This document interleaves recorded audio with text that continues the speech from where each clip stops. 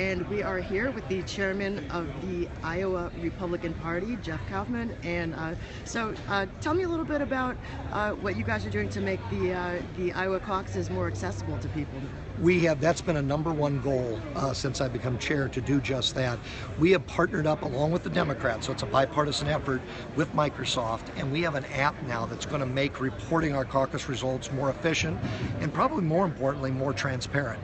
And so people are going to be able to see in near real time what we're seeing in the headquarters as we gather up the results from 1,681 caucus sites. And so we're excited about that. We're excited that people are going to be able to look over our shoulder, make sure Iowa has top-notch results, because every one of those precincts is run with volunteers.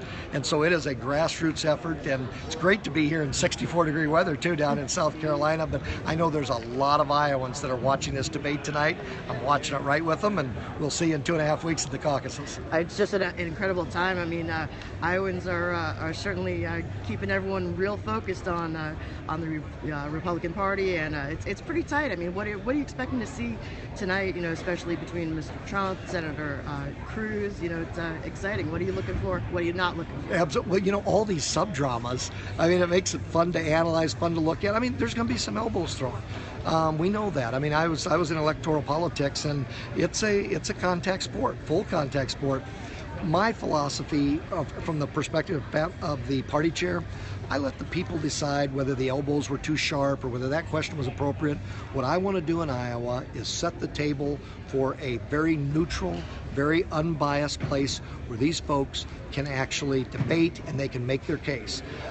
If we do that, and we make sure that no matter if you're well-financed, if you have a well-known name, you all have a fair shot at this first entry into presidential politics. If Iowa does that this year, I'm going to be real pleased and proud of my citizens on both sides of the aisle. This is the one thing that I do as a Republican chair that I do in concert with the Democratic Party. And that's fun too, because I think Iowans expect the two parties to get along. They're going to also see us do that on February 1st. And then just last question to wrap it up. You know, we have a lot of readers who are very interested in politics, very concerned about, you know, what's going on in the country right now, but at the same time, you know, maybe a little disappointed with how government works. Maybe they feel a little bit like, you know, people are not making decisions in their best interests. I mean, what can you tell young people about why they should stay involved, why it does matter? Absolutely, and it's a perfect question, and that's why I get excited, because I've been teaching 18 to 22-year-olds for 25 years.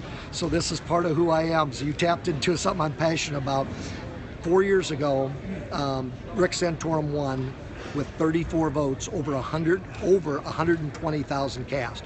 To those young people, you show up at that caucus. If you are 18 years old, your vote counts just as much as the 65-year-old banker or the 73-year-old female teacher, or whoever it is. Young people, you are equal when it comes to your voice at that time.